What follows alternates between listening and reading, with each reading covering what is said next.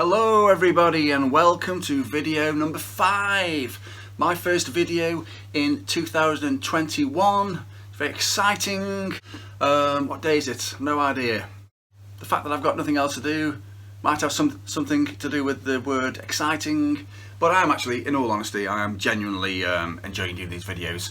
I did the video number 4 last week. A friend of mine saw it and he said, "Oh, it's good fun, you know, great. Are you doing another one?" You know, I went, "No, I can't be bothered. It's too much effort. Bad enough." And then I thought about it for about half an hour and went, "No, you know what? It's a bit at the moment, isn't it?" So straight away kicked in with video number 5, and I enjoyed it immensely, and it just gave me something to do and served its purpose. Kept me off the streets, should I say. This episode is all about a Gibson Les Paul Custom. And in this case, it's an absolutely beautiful Gibson Les Paul Custom. Look at that, eh? Admittedly, I've given it a good polish a couple of days ago.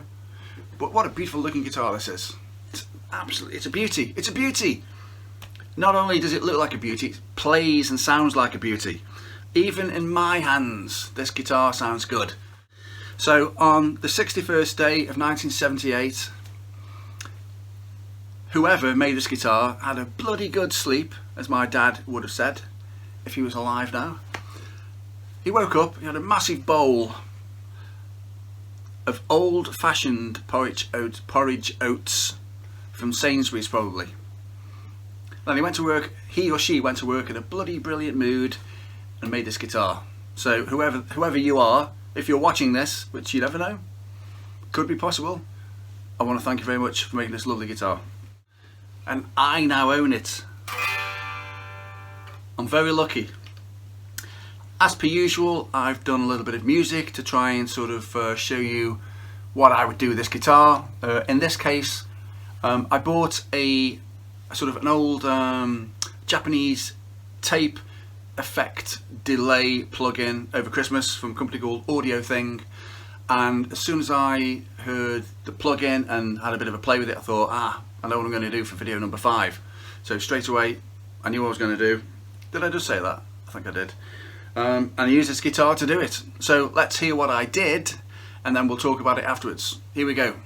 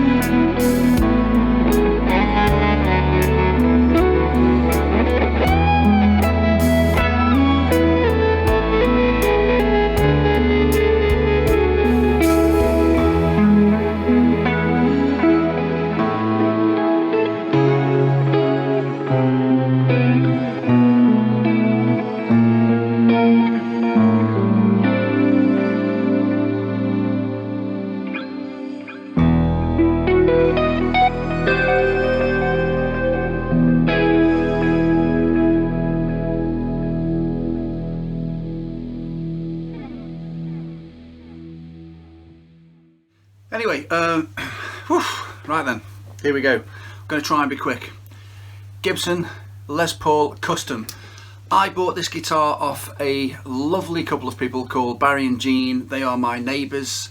They used to be closer neighbours. They've sold their house and moved slightly a little bit further away, but I still see them walking past the house, and quite often I will, we'll have a chat, and I'll bore them to death till they glaze over, then keep walking, start walking again, shall I say.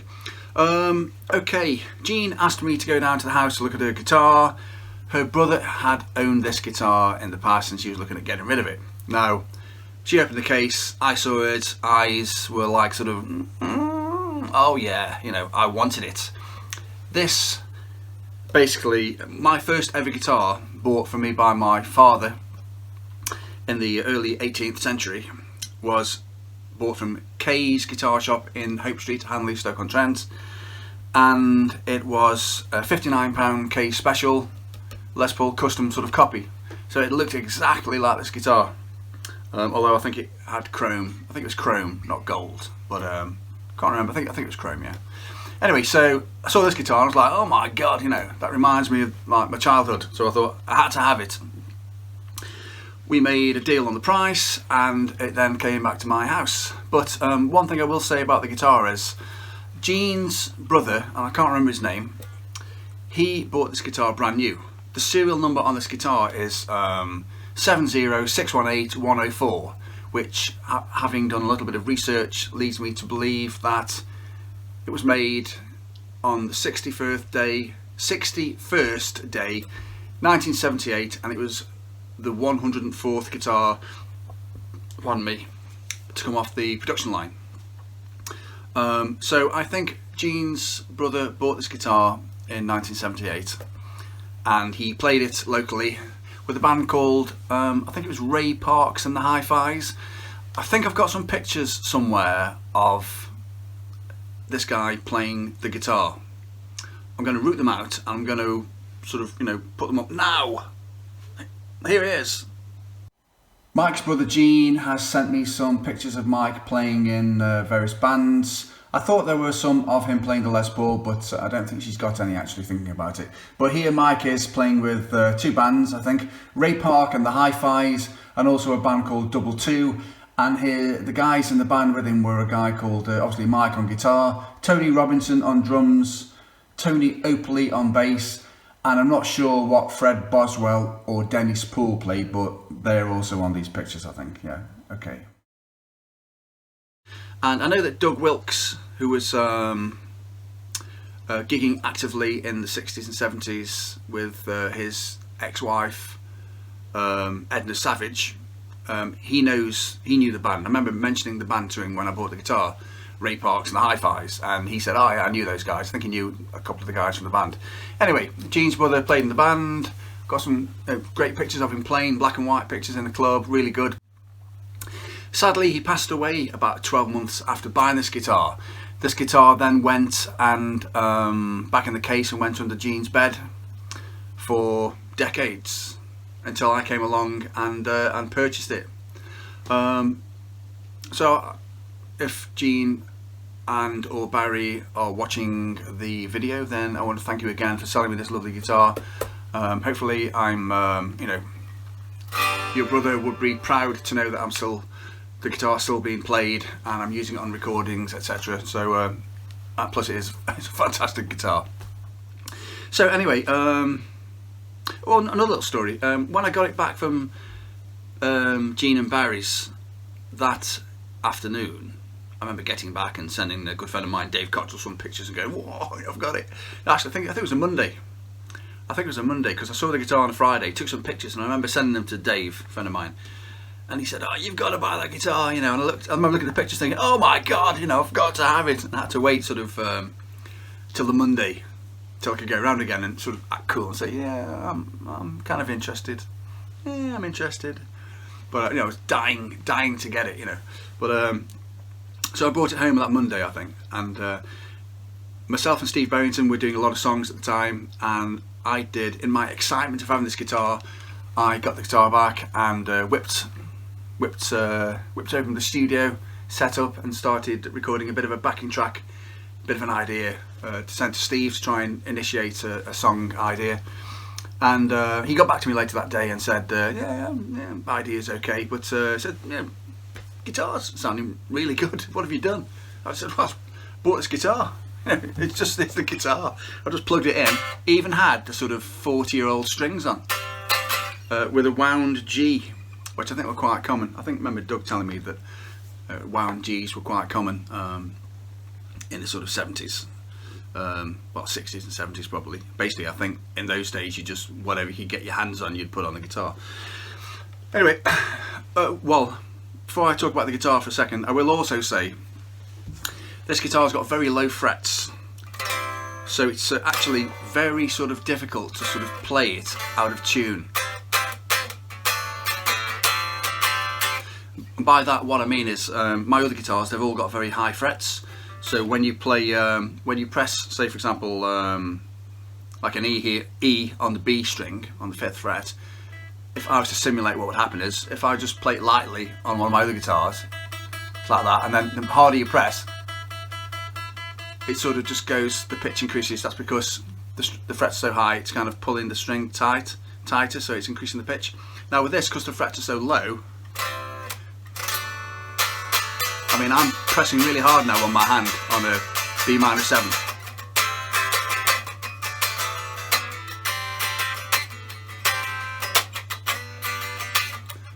So it's, you see what I mean?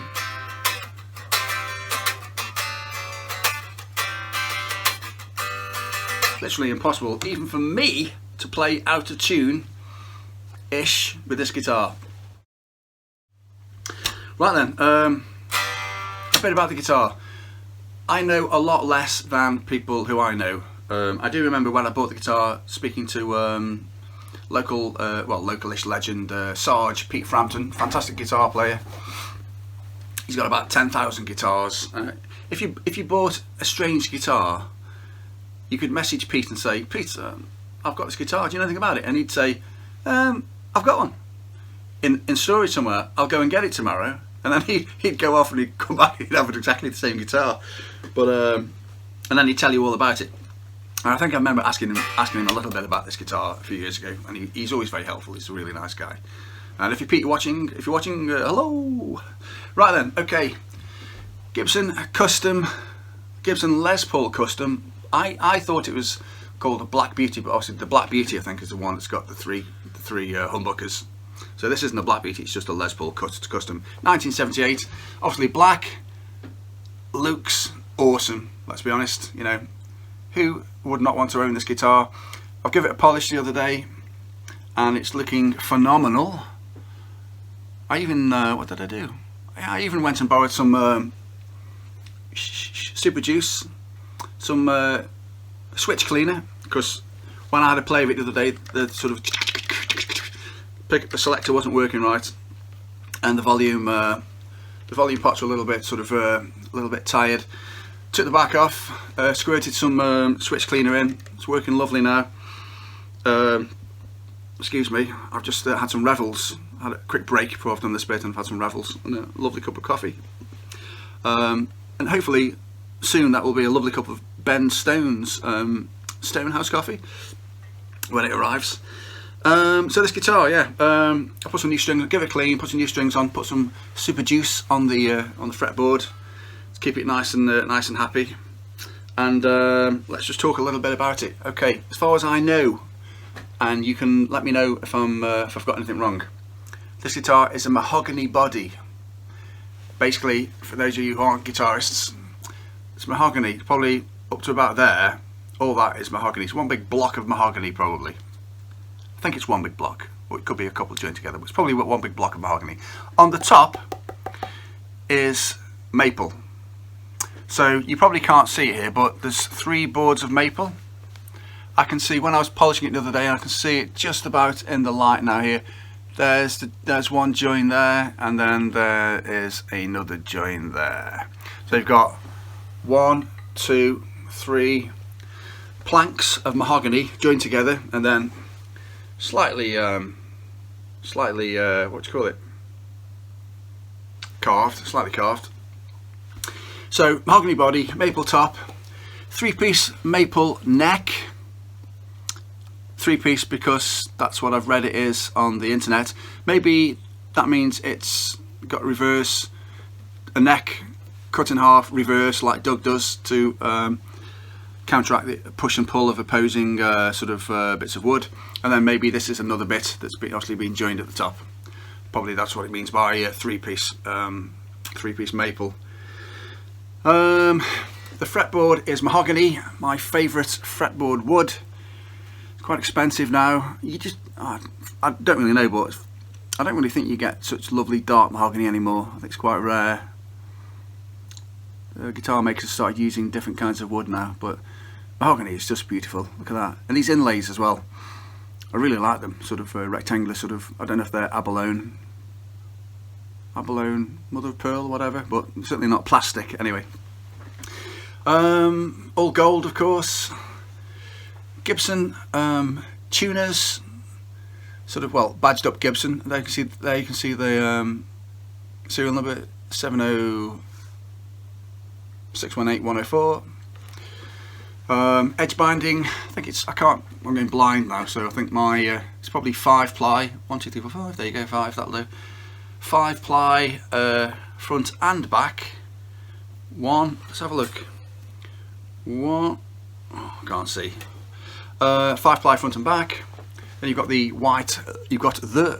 Edge binding on the fretboard, and the frets as with binding on the frets, they don't go right to the edge, which is sometimes it's either good or it's bad depending on what you want to achieve. But the pickups. I looked on a forum earlier today, and somebody who had got exactly the same guitar, 1978. He was asking. The forum webpage was probably a few years old, but he was asking people about it. Exactly the same guitar, and somebody said that they thought these pickups were probably, they call them T-tops. I don't know if that means they are PAF type pickups, but they call them T-tops. Whatever that means, I don't know. Maybe somebody can jiggle a quick reply in the message bit below about that. Otherwise, on the rotary controls, what you call them, witch's hat. Got nice gold on the top. It really is a super tasteful looking and built guitar. I've got to say, I know that, shout out to Kerry McKee, this is her favourite guitar that I own. Doug Wilkes won't like to hear that, but this is her favourite guitar. And I'd have to say, along with a couple of Doug's guitars and my Strat, this really is one of my favourites. I will never sell this guitar. I won't be putting it in the coffin with me when I finally depart this earth, because really, you need to pass. Guitars need to be played, don't they? But it's a great guitar. I don't know what else to say. I'm probably thinking about Revels, going up and grabbing another bag. I've still got about 28 bags left in that big box I got bought for me for Christmas.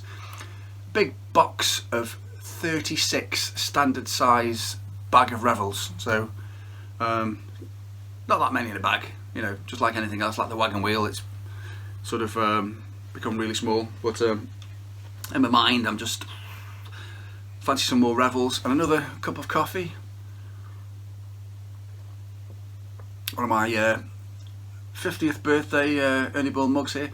I've got a really bad habit actually of making a coffee, not drinking it, and then going and making another one. I'll probably spend way too much on coffee that never even gets drank or drunk. Anyway, I'm boring me now, so it's time to go. This is a great guitar, it really is. I remember when I got it, put it on Facebook, nice and proud. I had 2 people ask to buy it. So this is a keeper. I absolutely love it, and one day I will go out and gig this. That's if I ever gig again. But it's a beauty. It's a beauty. Okay, video number 6 is next. What am I going to do? I've got lots of guitars I could use. Some of them sort of need a bit of a setup. Maybe the strings don't play properly. They're sort of choking out a little bit. I don't know. I might try and play it safe and go for maybe Doug Wilkes Custom Telecaster, a guitar that I use all the time. It's probably the guitar I've used most of all live-wise in the last sort of 10-15 years. Fantastic guitar to play. It's always permanently sat in my living room near to the sofa, and I play it sort of pretty much every day. Just have a little bit of a twiddly while I'm watching telly. So maybe I could use that, and then that'll give me a chance to maybe do a little bit of Alan Murphy sort of style solo over maybe a sort of Go Westy sort of level 42-y sort of backing track, like a 90s backing track. That could be good fun for me to just whip something up on the little studio system, Cubase 10.5 by Steinberg. So that could be fun. Okay, right. You guys try and stay as positive as you can do. Get yourself out for a walk or cycle, any kind of exercise. Just sort of get some endorphins flowing through the brain. Makes you feel good, makes you sleep better. And if you are feeling good and feeling better, you will be better prepared for video number 6, which will be coming your way in the next week or two.